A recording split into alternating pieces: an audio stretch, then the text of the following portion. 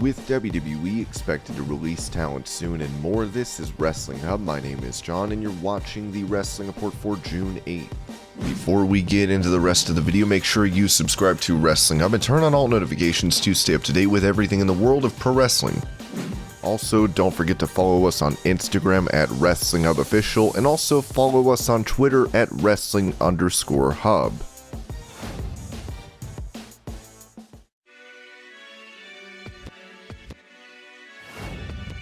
After her contract expired earlier in the year, Kairi Sane made her return to Japan as she spoke to In Time Next about her WWE journey. When I left Japan in 2017, I promised my fans that I would go on a long journey, but that I would come back grown up. I told that to President Ogawa, now executive producer. In the first place, my goal was to learn first-class professional wrestling, and I didn't really intend to live permanently in the US. When the pandemic hit, I thought, where am I going to go from here? I had a sense of accomplishment, that I'd fulfilled my promise to my best friend, and that I had done everything I could in my 3 years with WWE, and after several consultations with WWE, I decided to leave.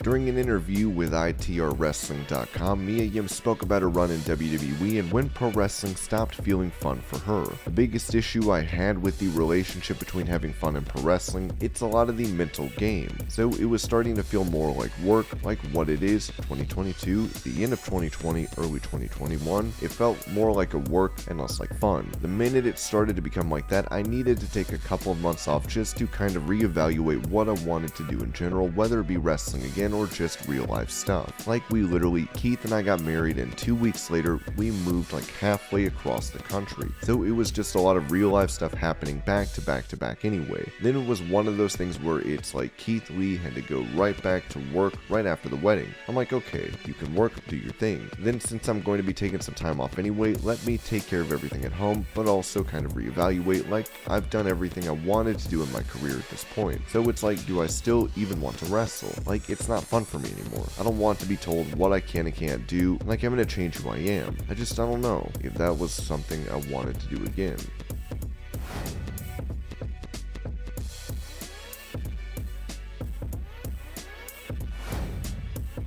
On his Strictly Business podcast, former WCW president Eric Bischoff would criticize AEW for their lack of storytelling. I think with AEW, it's more of a cultural thing where the decision is being made that it's all about the quality of the matches and the dream matches, and the stories become secondary. That's being kind for the most part, and I'm talking about a traditional beginning, middle, and end story with a great arc that takes the viewer on a journey and makes you emotionally invested. That element is mostly gone, and for the most part, and it's more about the exhibition for the sake of the exhibition.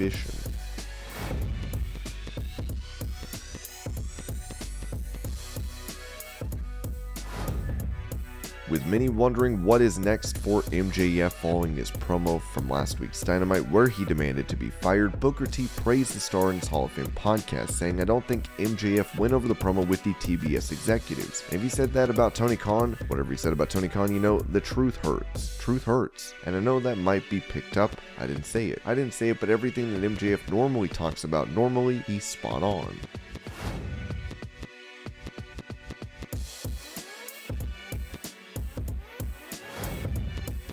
On the AEW Road to Kansas City special, CM Punk said that Tony Khan didn't allow him to give up his AEW World title following his injury. I probably wasn't as clear as I should have been. I offered to relinquish the title, but Tony told me that under no circumstances was I allowed to do that. It means a lot to me that this place as a whole believes in me enough to let me just go get fixed. At this time, there is no set date for surgery on Punk's foot.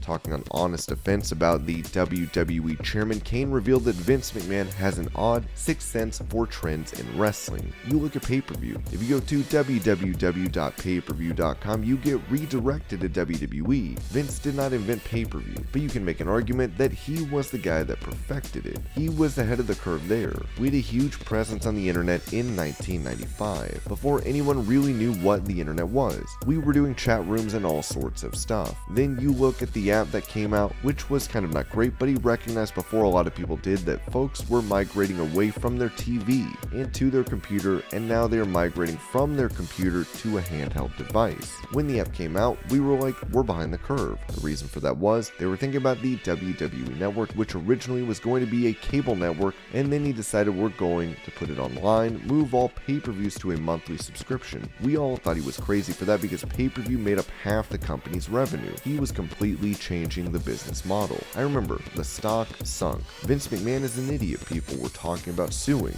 Now the company is making more money than ever. Vince is not a huge technophile. I don't even know if he can log into his own email, but he doesn't have to. All he has to do is see where the trends are going, and he gets ahead of them. Everyone thinks he's crazy. Sure enough, he's making all the money. That's his true brilliance. He can figure out where entertainment, technology, and delivery are going, and he ends up getting there first. It's like he has a weird ESP about it.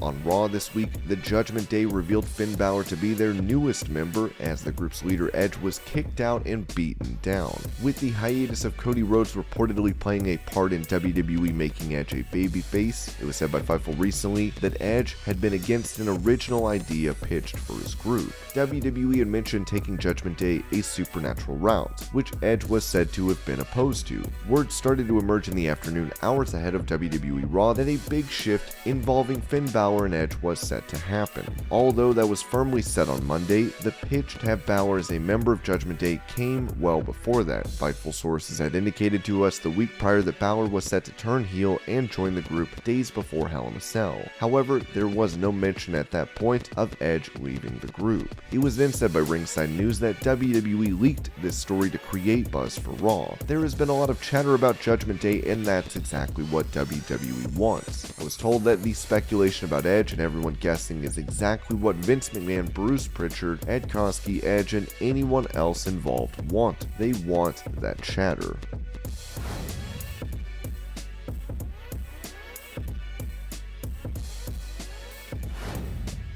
On Talk Is Jericho, Jeff Hardy spoke about his final days in WWE and knowing he was done with the company when he was booked into the 24/7 title picture. I was pretty crushed that day. I was like, okay, this is it. I don't know why I'm here. They're really doing this to me. That's not an arrogant thing to say. I shouldn't be doing that. But I did it, and I was like, man, what does this mean? With him currently rehabbing injuries, we hope Jeff Hardy is able to fully recover during his run in AEW.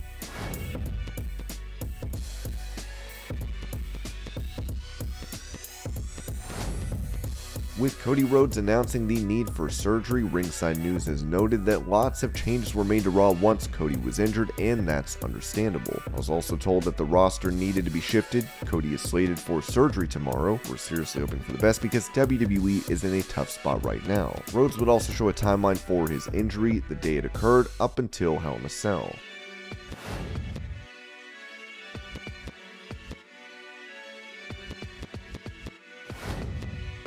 In a video posted by the LifeMed Institute, former AEW champion Kenny Omega can be seen receiving platelet-rich plasma injections to relieve pain. With him not having wrestled since November, fans hope he is able to make his return soon.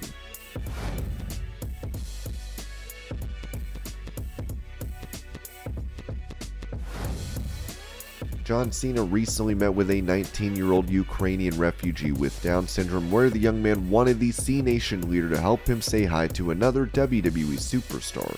Alexa would respond, writing, "Hi Misha, sending so many hugs. Thank you, John Cena. This warms my heart so much."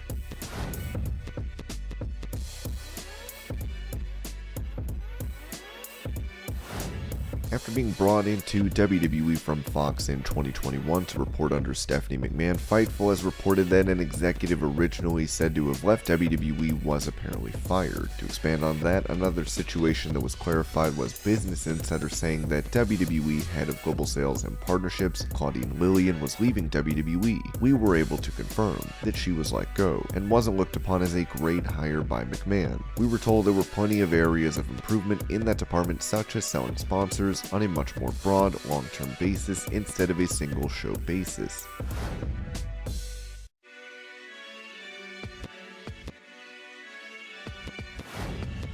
As roster cuts seem to be a regular occurrence in WWE, Bryan Alvarez noted on a show that more could be coming for the company. I don't have all of the details, but with NXT 2.0, they got the new deal, where you get 6 months to get better in this program here. Who in the world could possibly get better in 6 months working no shows and just doing horrible stuff on television? But every 6 months they evaluate you, and if you aren't getting better, then you're done for, and apparently they've made some evaluations, including some names you would know. So we might get some changes coming to NXT 2.0, not a cancellation. Some people might be canceled.